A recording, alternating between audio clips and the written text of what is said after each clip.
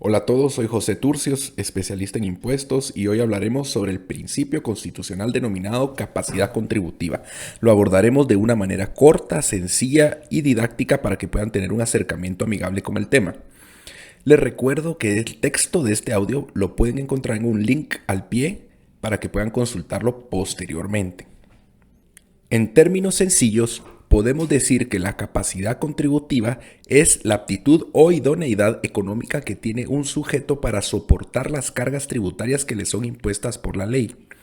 Solo mediante la aplicación de este principio se justifica la imposición, es decir, que este principio sirve de garantía al contribuyente frente al aparato burocrático estatal de que, en teoría, no le grabarán o cobrarán un impuesto si él no tiene el potencial o aptitud económica para pagarlo. Normalmente la capacidad contributiva ocupa un espacio importante dentro de las constituciones de los países del mundo occidental. Podemos citar la Constitución de España, que en su artículo 31 establece literalmente que todos contribuirán al sostenimiento de los gastos públicos de acuerdo con su capacidad económica. Por su parte, la Constitución italiana establece en su artículo 53 lo siguiente: todos estarán obligados a contribuir a los gastos públicos en proporción a su capacidad contributiva. La Constitución de Honduras regula en su artículo 351 que el sistema tributario se regirá por los principios de legalidad, proporcionalidad, generalidad y equidad de acuerdo con la capacidad económica del contribuyente. Para el caso de Guatemala, su constitución prevé este principio en su artículo 243, el cual establece literalmente: las leyes tributarias se estructurarán conforme el principio de capacidad de pago. De acuerdo con el jurista Alejandro Altamirano, la capacidad contributiva es el eje rector del sistema tributario. Y esto es así, según el autor, por tres razones. En la primera de ellas se nos explica que para justificar la imposición, el principio de capacidad económica o contributiva necesariamente debe encontrarse reflejado en todos los elementos del tributo, como la base imponible, el hecho imponible o generador de la obligación tributaria, las tarifas impositivas, etc. Esto lo puedo ilustrar con un ejemplo de la legislación guatemalteca, que es la que mejor conozco. Si analizamos el hecho imponible del impuesto sobre la renta, claramente podemos ver que denota capacidad contributiva del sujeto obligado o sujeto pasivo, ya que lo que se grava con este impuesto es la obtención de rentas, ganancias o utilidades por parte del contribuyente.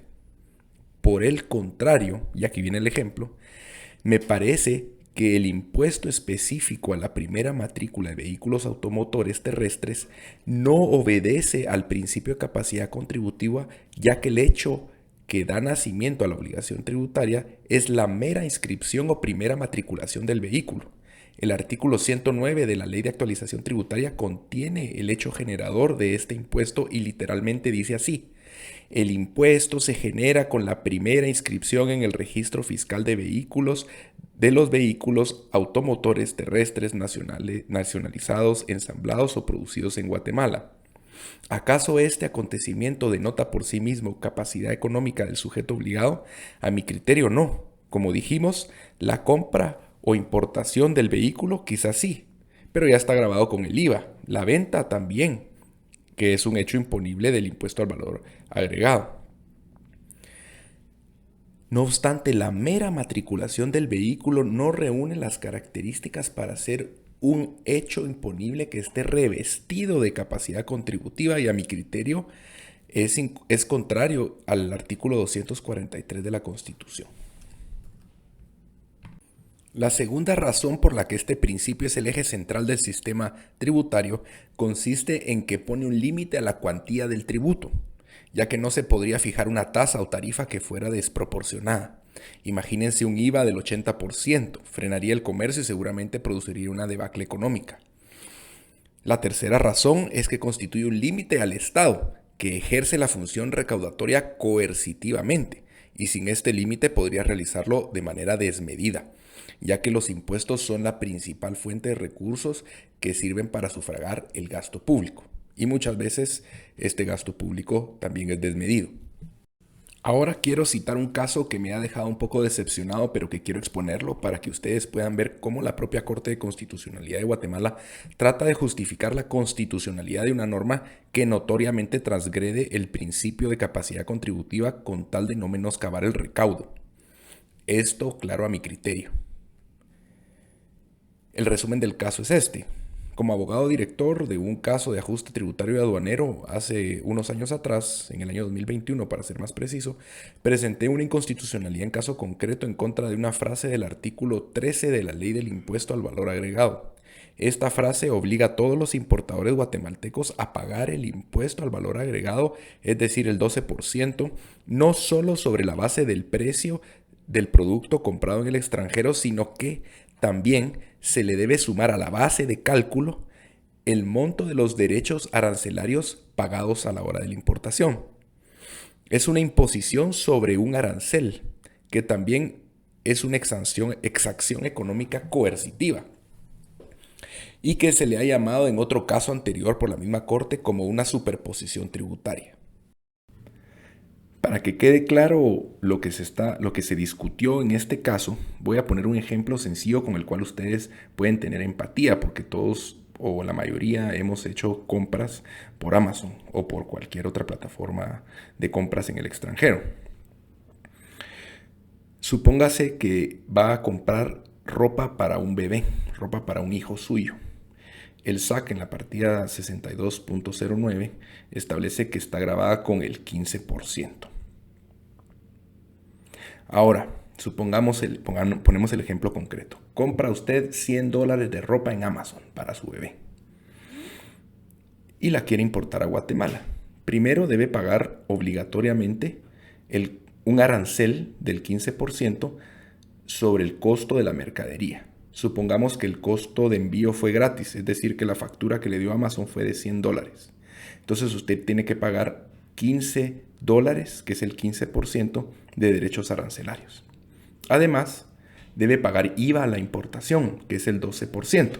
Pero ese 12% no se calcula solo sobre los $100 que le costó la ropa, sino que se le calcula sobre la base de los $100 de la ropa más los $15 de arancel. Es decir, que usted está pagando 12%, perdón, usted está pagando 12% sobre los $15 de arancel que usted pagó. En lugar de pagar $12 de IVA, paga 13.8 de IVA. Esto porque a la base se le suman los aranceles. El objeto práctico de esta impugnación era que el importador no pagara 13.8 de IVA, sino que solo 12. Y por eso se presentó la inconstitucionalidad en caso concreto, ¿verdad? No se estaba impugnando que no se debía pagar IVA a la importación, solo que el importe era injusto porque violaba la capacidad contributiva, que no se quería pagar IVA sobre la base de otro impuesto o sobre la base de una exacción económica en forma de arancel. En primera instancia, la Sala Segunda de lo Contencioso Administrativo, constituida en Tribunal Constitucional, acertadamente manifestó lo siguiente. Esto es literal. En virtud que la frase impugnada de inconstitucional constituye una enunciación contradictoria, pues suma al valor CIF de la mercancía importada el monto de los derechos arancelarios, constituyendo una clara doble tributación que afecta la capacidad contributiva de la entidad mercantil contribuyente, no solo se está incrementando el valor de pago, sino se está gravando otro impuesto. Ha quedado perfectamente delineados en el propio texto constitucional los parámetros que deben ser ponderados en la resolución del presente incidente para concluir que sí existen las condiciones constitucionales aducidas, por lo que la incidentante le asiste la razón. No hay duda de que comprender dentro de la base imponible de un tributo el importe de otros impuestos constituye una clara transgresión a los principios establecidos en la norma constitucional. Fin de la cita.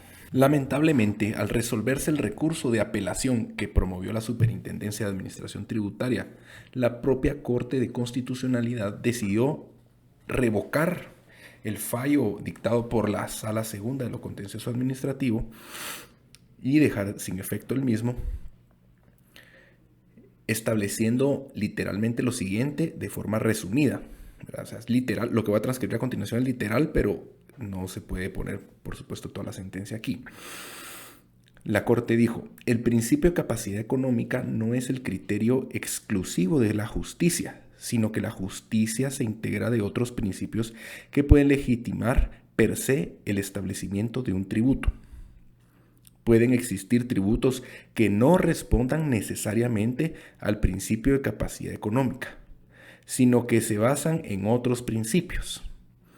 En ese sentido, ese tribunal ha tomado como parámetro para la determinación de la constitucionalidad de la norma la proporcionalidad y la razonabilidad de la misma. En ese sentido, se ha determinado que el test de proporcionalidad se integra analizando 4 requisitos. El primero consiste en que debe tener por propósito preservar, proteger o promover un fin constitucionalmente valioso y relevante. El segundo es que debe constituir un medio adecuado para coadyuvar a la promoción o realización del fin descrito en el numeral anterior. El tercero es que debe constituir un medio necesario para conseguir el resultado deseado sin que existan otras medidas menos gravosas para el efecto. Y por último, el beneficio que conlleva para el fin descrito debe ser mayor al perjuicio para el derecho afectado. Respecto a la razonabilidad, se estima que la inclusión de los derechos arancelarios en la base imponible encuentra una finalidad razonable y una justificación válida. Ello porque el principio de capacidad de pago no es absoluto para la realización de la justicia tributaria debido a que esta justicia se compone de otros principios distintos como, en el presente caso, la protección a la industria nacional. En conclusión, este tribunal considera que existen razones atendibles para incluir los derechos arancelarios en la base imponible, con lo cual la afectación al principio de capacidad de pago regulado en el artículo 243 de la Constitución Política de la República de Guatemala es legítima y justificada objetivamente conforme a dicha normativa suprema. Como dije anteriormente, esta resolución de la Corte de Constitucionalidad me parece lamentable, ya que pone de manifiesto que el órgano encargado de garantizar el fiel cumplimiento y aplicación de la normativa constitucional crea excepciones al principio de capacidad contributiva que no están contenidas en ninguna norma constitucional. Si el poder constituyente hubiese querido establecer excepciones al cumplimiento de sus enunciados, lo hubiese reflejado en la misma u otra norma constitucional. De lo contrario, la Corte debería respetar fielmente su contenido, ya que esa es su función principal. Es decir, que su misión es el respeto al orden constitucional, no establecer criterios que permitan al poder público burlar los límites que le son establecidos por una norma suprema. La función más importante de las constituciones es limitar el ejercicio del poder público para proteger a los ciudadanos de arbitrariedades, pero en este caso se ha permitido afectar una norma constitucional supuestamente para conseguir un fin o un resultado menos gravoso para la ciudadanía, pero no explican concretamente cuál es ese resultado menos gravoso o de qué están protegiendo al contribuyente con esa medida. En fin, no quiero alargar este podcast demasiado. Les dejo estas ideas para que puedan analizarlas. Quizás estén de acuerdo con mi criterio, quizás no, pero considero que es sano discutir las ideas para obtener el mejor criterio de justicia. Solo así podemos mejorar cuestionando ideas. Tengan un feliz día.